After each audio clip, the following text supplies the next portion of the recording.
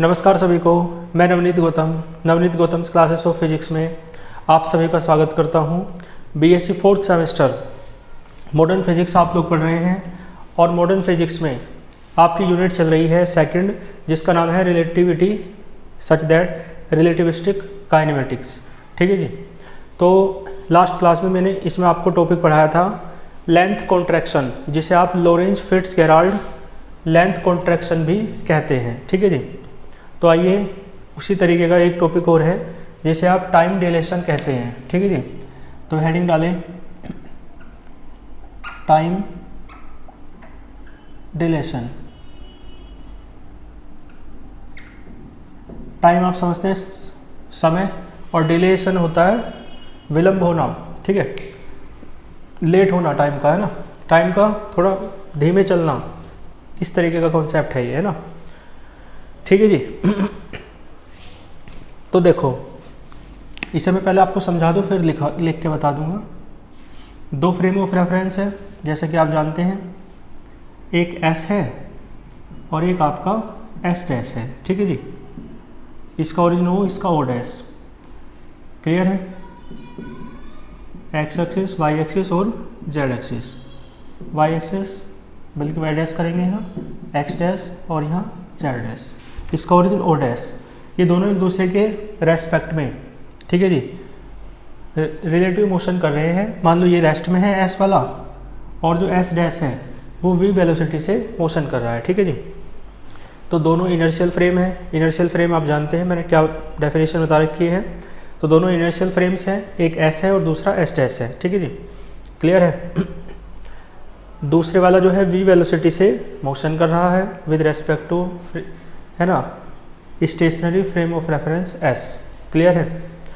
और ठीक है जी, यहाँ पर क्लॉक रखी है, इसमें भी और इसमें भी। कोई एक घटना हो रही है, उसका टाइम आप इससे भी नापते हैं, इस फ्रेम ऑफ रेफरेंस से, और इससे भी नापते हैं। तो दोनों फ्रेम ऑफ रेफरेंस से जब आप टाइम नापते हैं तो टाइम में चेंज मिलता है। इससे नापते हैं अलग मिलता है, इससे नापते हैं अलग मिलता है। ठीक है जी। तो जो टाइम में डिले हो जाता है वो किस फैक्टर से होता है? तो वो फैक्टर वही है √1 - v²/c²। ठीक है जी। मान लो रेस्ट वाले में जो टाइम आपने नापा है वो है मान लो t। ठीक है जी। इसमें जो टाइम आपने नापा है t है, मान लो चलो स्मॉल t, और इसमें जो आप टाइम नाप रहे हैं वो है आपका t0। तो ये जो आपका फ्रेम ऑफ रेफरेंस है ये किस में है? रेस्ट में है, और ये आपका वेलोसिटी चल रहा है v से। ठीक है। तो टाइम डिलेशन क्या है? देखो, यदि आप रेस्ट वाले फ्रेम ऑफ रेफरेंस से किसी घटना का टाइम देखते हैं, ठीक है जी, तो मान लो टाइम कितना है, मैंने माना t। ठीक है जी, रेस्ट वाले में। और जो मोशन में है फ्रेम ऑफ रेफरेंस, उसमें जो टाइम आप मान रहे हो, मान लो t0 है। ठीक है जी। तो टाइम जब रेस्ट वाले फ्रेम ऑफ रेफरेंस से किसी घटना का, किसी इवेंट का देखते हैं, तो वो डिले हो जाता है। उसमें टाइम डिले यानी उसमें टाइम ज़्यादा होता है। माने जो काम होने में फ्रेम ऑफ रेफरेंस जो मोशन कर रहा है उसके टाइम के अकॉर्डिंग कम टाइम लग रहा है, और जो रेस्ट वाला फ्रेम ऑफ रेफरेंस है उसके टाइम के अकॉर्डिंग ज़्यादा टाइम लग रहा है। ठीक है जी। तो टाइम में क्या हुआ? विलंब हुआ ना, डिले हुआ ना। तो इसे ही समय विलंब या टाइम डिलेशन कहते हैं। ठीक है जी। और किस फैक्टर से घटता है, मतलब किस फैक्टर से ये टाइम डिले होता है या बढ़ता है? तो t बराबर होता है t0/√1 - v²/c²। ठीक है जी। ये है फॉर्मूला आपका। क्लियर है? t बराबर है t0/√1 है ना, v²/c²। यानी कि जो t है वो t0 का कितने गुना है? √1 - v²/c²। ये जो फैक्टर आया है अपोन में √1 - v²/c², ये फैक्टर अपोन में है, तो फिर डिवाइड करके बड़ी संख्या आएगी, बड़ी संख्या आएगी, है ना, कुछ संख्या आएगी और t0 से गुना। तो इसका मतलब जो t की वैल्यू है वो t0 से तो अधिक हो गई ना, t की वैल्यू t0 से अधिक हो गई। ठीक है जी। और t0 वो टाइम था जब आप उस घटना को देख रहे थे, उस इवेंट को देख रहे थे उस फ्रेम ऑफ रेफरेंस से जो मोशन में है। ठीक है जी। और t वो टाइम है जब आप उस घटना को देख रहे हैं रेस्ट या स्टेशनरी फ्रेम ऑफ रेफरेंस से। तो स्टेशनरी फ्रेम ऑफ रेफरेंस से यदि आप किसी घटना के टाइम को देखते हैं तो आपको टाइम ज़्यादा बढ़ा हुआ फील होता है, ठीक है जी। इस घटना को ही आप क्या कहते हैं, टाइम डिलेशन, ठीक है जी। क्लियर है? तो मैं ये बात लिख देता हूँ, ये कॉन्सेप्ट क्या है मैंने आपको समझा दिया।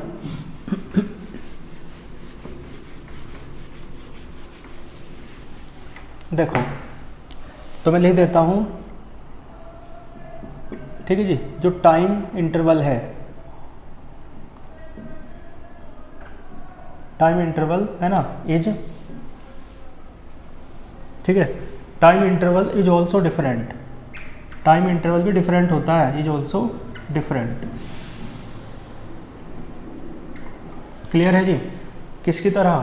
तो जैसे स्पेस इंटरवल डिफरेंस होता था, ठीक है जी, आप देखते थे ना पाथ में डिफरेंस अलग अलग आता था, है ना, इसी तरह टाइम इंटरवल भी डिफरेंट होता है, ठीक है जी। किसमें? किसी इवेंट के बीच का समय, है ना। तो टाइम इंटरवल किसके बीच का? बिटवीन, है ना, टू इवेंट्स। पहले चलो ये लिख दूँ, तो बिटवीन टू इवेंट्स। क्लियर है जी? किन्हीं दो घटनाओं के बीच का जो टाइम इंटरवल है वो भी कैसा होता है? इज ऑल्सो डिफरेंट, ठीक है जी। किसकी तरह? तो मैंने कहा जैसे स्पेस इंटरवल होता है,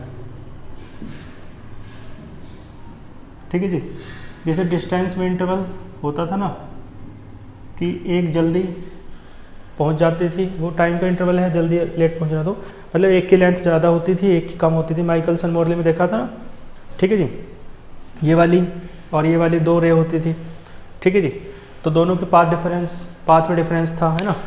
तो स्पेस इंटरवल की तरह टाइम इंटरवल किन्हीं दो घटनाओं का जो होता है वो भी डिफरेंट होता है, ठीक है जी। क्लियर है? तो डिफरेंट कैसे? जैसे मैंने कॉन्सेप्ट बताया कि एक फ्रेम ऑफ रेफरेंस से नापते हैं तो अलग मिलता है, दूसरे से नापते हैं तो अलग मिलता है, ठीक है जी। कहने का मतलब आप ऐसे कह सकते हो, यदि आप इसकी डेफिनेशन देना चाहो तो द टाइम द डिफरेंस, भाई टाइम डिलेशन क्या है? ये डिफरेंस है, ठीक है जी। किसमें? तो इन टाइम, ठीक है जी। टाइम किस किस के बीच का है? तो बिटवीन टू इवेंट्स, ठीक है जी, किन्हीं दो घटनाओं के बीच का टाइम है। क्लियर है जी? और ध्यान देना, टाइम डिफरेंस तो है किन्हीं दो घटनाओं के बीच का, और ये जो है तब आप बात कर रहे हैं जब इनर्शियल फ्रेम ऑफ रेफरेंस है ना, ठीक है जी, जो एक दूसरे के सापेक्ष, अबाउट, विद रेस्पेक्ट टू क्या कर रहे हैं? रिलेटिव मोशन कर रहे हैं, ठीक है जी। तो मेजर्ड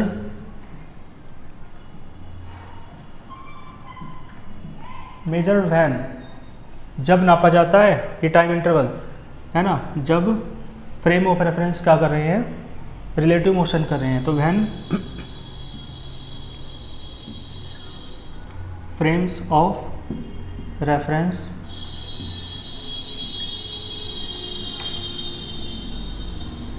ठीक है जी, ठीक है जी, जब एक फ्रेम ऑफ रेफरेंस दूसरे के रिस्पेक्ट में क्या कर रहा है? Relative motion. तो when a frame of reference, है ना, इज मूविंग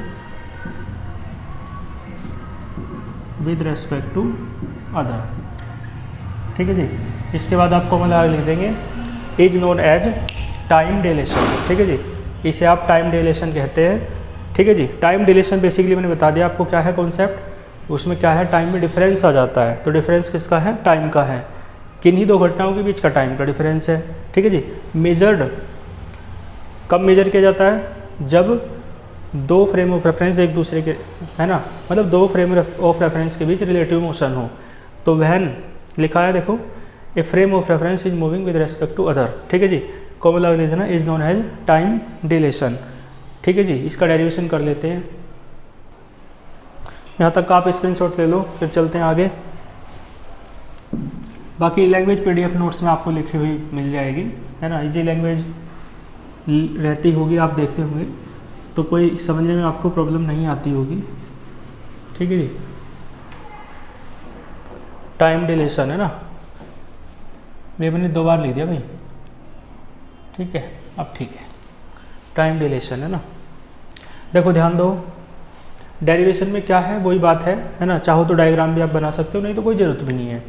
डायग्राम जैसा भी मैंने बताया आपको कि है ना, यही लिखेंगे आप कि let us consider two inertial frames of references S and S dash. ठीक है जी, माना कोई दो जड़त्व निर्देश तंत्र है, फुल स्टॉप। फिर आप लिखेंगे let S dash frame of reference is moving with velocity v with respect to stationary frame of reference s।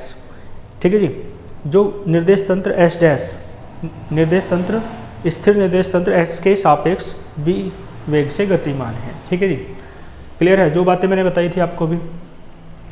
और फिर जो क्लॉक है, जो घड़ी है जिससे आप टाइम नाप रहे हैं, वो किसी पॉइंट पर रखी होगी, फ्रेम एस में भी, फ्रेम एस डैश में भी। तो फ्रेम एस में कहाँ रखी है, हमें उसमें ज़्यादा इतनी ज़रूरत है नहीं। मान लो एक्स वाई जेड कोऑर्डिनेट है, ठीक है जी, और फ्रेम एक्स एस डैश में कहाँ रखी है, तो वो कोऑर्डिनेट्स मान लेंगे X dash Y dash Z dash. ठीक है जी, क्लियर है। तो आप ये भी मेन बात है कि let the clock is placed S dash वाले फ्रेम ऑफ रेफरेंस के कोऑर्डिनेट्स की हमें जरूरत पड़ेगी, तो इसके बारे में लिख लेते हैं बस। इज प्लेस्ड एट पोजिशन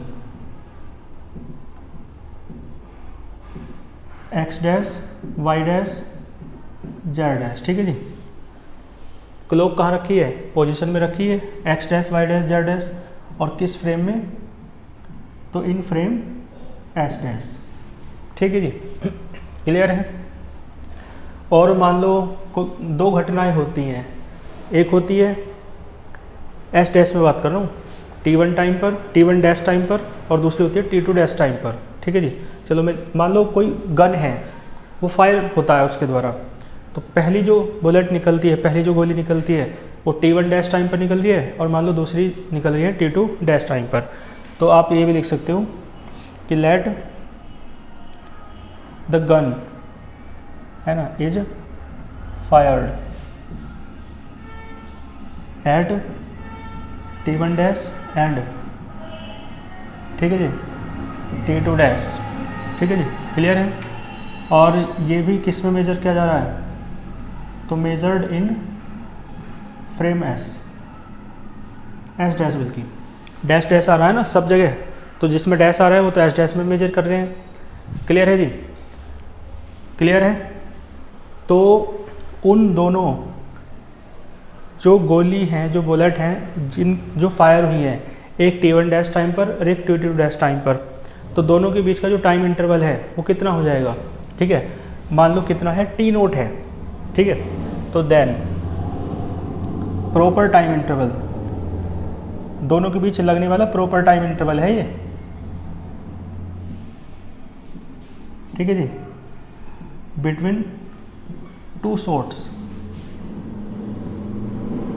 ठीक है जी, दो जो शॉट हैं बुलेट के निकल, है ना, प्रहार हैं, उनके बीच का जो टाइम प्रॉपर टाइम इंटरवल है वो, तो मैंने कहा क्या हो जाएगा, T2 डैश और T1 डैश का डिफरेंस ले दो, वही तो टाइम इंटरवल हो जाएगा दोनों के बीच का। और मान लो कितना है वो T नोट है, इक्वेशन फर्स्ट डाल दो। ठीक है जी, और टाइम इंटरवल आप तब भी निकाल low flame of reference S में। तो ये जो टाइम इंटरवल लिया है ये किस में है, तो इन फ्रेम S डैश में है ये। ठीक है जी, डैश डैश आ रहा है ना, क्लियर है। S में और देख लो, तो then time interval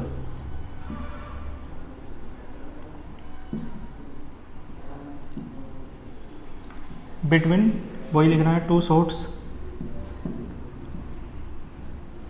in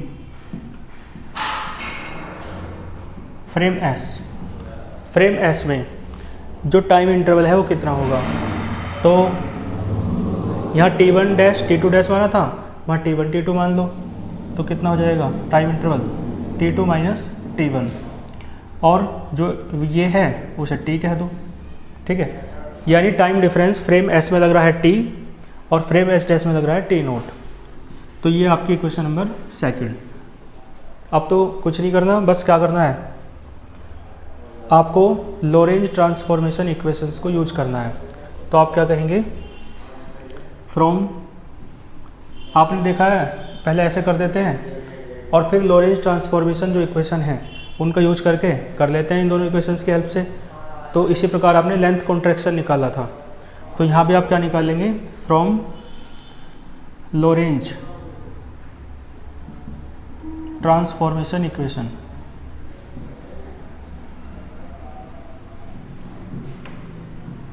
from Lorentz transformation equation. ठीक है जी। टाइम वाली देखो, एक तो t बराबर वाली है और एक t डैश बराबर वाली है, तो t बराबर वाली यूज करनी पड़ेगी हमें, जिसे आप लोरेंज इनवर्स एक ट्रांसफॉर्मेशन इक्वेशन भी कहते हैं। तो t बराबर है, आपको याद होना चाहिए, t dash plus X V upon सी स्क्वायर होता था, और हाँ डैश आएगा बल्कि एक्स डैश, और अपॉन में है under root 1 minus we square upon C square. ठीक है जी। इधर टी डैश होता तो यहाँ टी आ जाता, फिर बीच में माइनस आ जाता, एक्स डैश की जगह एक्स आ जाता। ठीक है, लेकिन उसकी हमें जरूरत नहीं है, हमें इसी से काम चल जाएगा, मतलब इसकी ही यूज पड़ रहा है यहाँ पे। ठीक है जी, ये होती है।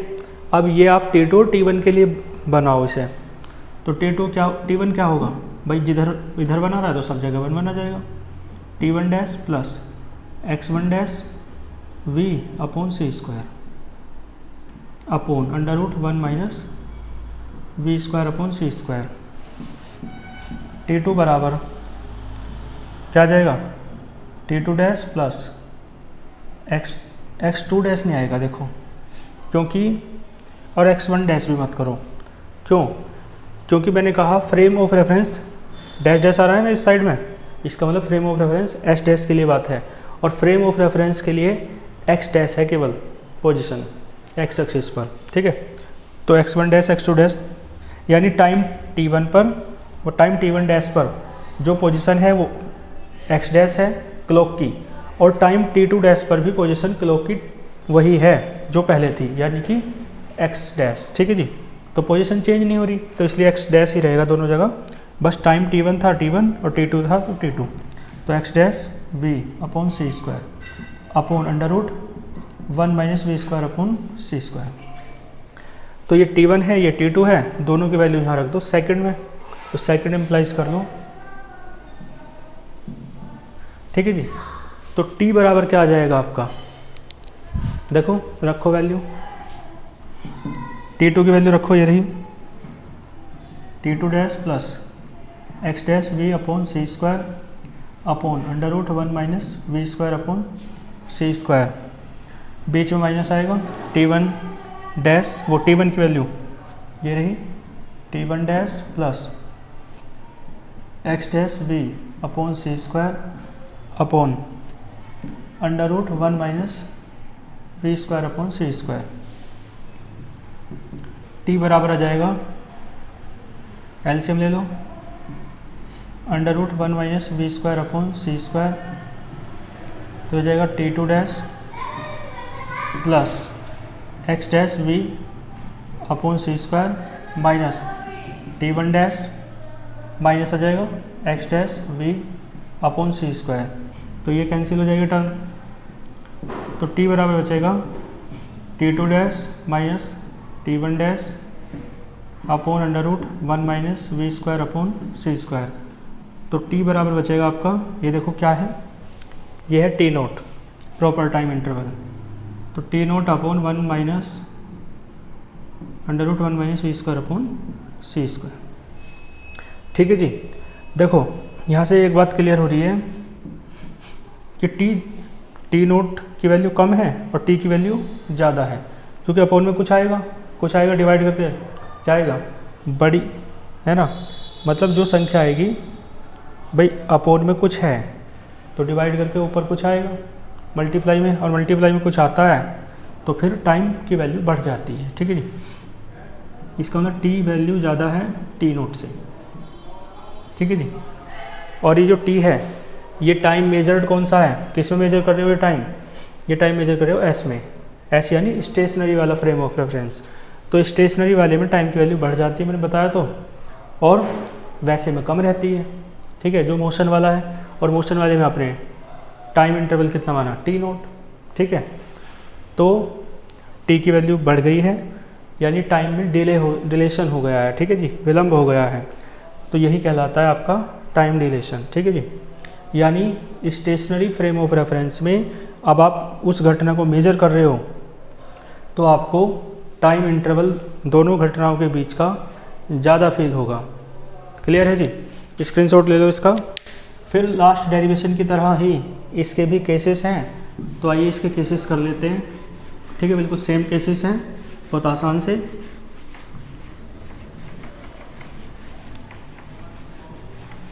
तो इतने फैक्टर से टाइम में डिलेशन हो जाता है। कितना फैक्टर? तो under root 1 minus we square upon C square, इस फैक्टर से टाइम में डिलेशन हो जाता है। ठीक है जी। तो चलो केस फर्स्ट।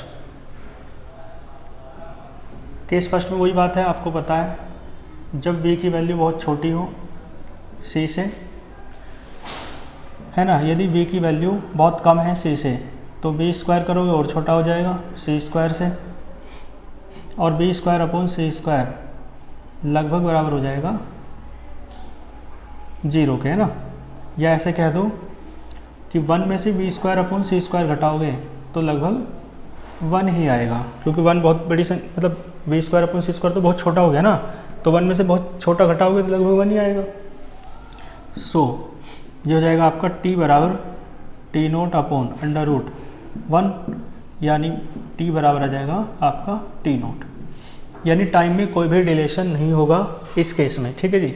तो लिख देना आप, in this case there is no time dilation between the events. ठीक है, इवेंट्स के बीच यहाँ पर केस फर्स्ट में जब स्पीड की वैल्यू, वेलोसिटी की वैल्यू, बॉडी की जो वेलोसिटी है वो बहुत कम है speed of velocity of light के रेस्पेक्ट में। केस सेकंड में यही वाला है। केस सेकंड तो जब v, है ना, इफ़ कह दो या वैन कह दो, इज कंपेरेबल, जब v कंपेरेबल है, ठीक है, टू c। ठीक है जी। जैसे आप ऐसे भी लिख सकते हो कि v c से छोटा तो है लेकिन इतना छोटा भी नहीं है जितना इस केस में था। तो इस केस में क्या होगा आपको पता है, v स्क्वायर, वो v छोटा है c से, स्क्वायर करके बस थोड़ा सा अंतर पड़ेगा, है ना, तो v स्क्वायर अपॉन सी स्क्वायर। ठीक है जी। घट के जो आएगा ना under root 1 minus we square upon C square, या अंडर रूट अभी मत लगाओ, ये जो वैल्यू आएगी, ठीक है जी, ये वैल्यू कुछ आएगी, है ना, और फिर घट के इस तरीके से, मतलब अंडर रूट लेके कुछ वैल्यू आएगी और डिवाइड करेंगे तो t की वैल्यू ज़्यादा आएगी और t नोट की कम आएगी। ठीक है जी। क्लियर है? तो यहाँ से क्या निष्कर्ष निकलता है कि t is greater than t note. Clear है जी। तो ये आपका केस सेकंड था, लिख देना आप, इन दिस केस, है ना, द टाइम डिलेज, है ना, डिले हो जाता है। ठीक है, between the time interval between the events delays. ठीक है जी। और क्या कहेंगे, by the factor under root 1 minus we square upon C square, इस फैक्टर के द्वारा। ठीक है जी। केस थर्ड पे चलते हैं। केस थर्ड में बराबर हो जाएगी, है ना,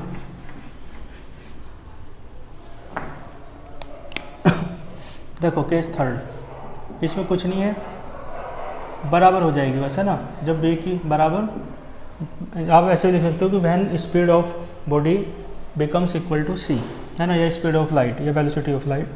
तो बताइए t बराबर क्या हो जाएगा, यदि v c के बराबर है तो t बराबर क्या होगा, t naught upon under root 1 minus we square upon C square. तो वी स्क्वायर की जगह आप सी स्क्वायर रख दो, तो देखो 1 आएगा कट के, T naught upon under root 1 minus 1, T naught upon 0 और t बराबर इन्फिनिटी। t बराबर इन्फिनिटी होना यानी टाइम का इनफाइनाइट हो जाना, यानी किन्हीं दो घटनाओं के बीच इनफाइनाइट टाइम है। टाइम इंटरवल कितना है किन्हीं दो घटनाओं के बीच, इनफाइनाइट, यानी उनके बीच इनफाइनाइट टाइम इंटरवल का मतलब एक घटना हुई तो उसके बाद दूसरी घटना कब होगी, इनफाइनाइट टाइम बाद। और इनफाइनाइट क्या है तो पता ही नहीं है, इसका मतलब होगी ही नहीं।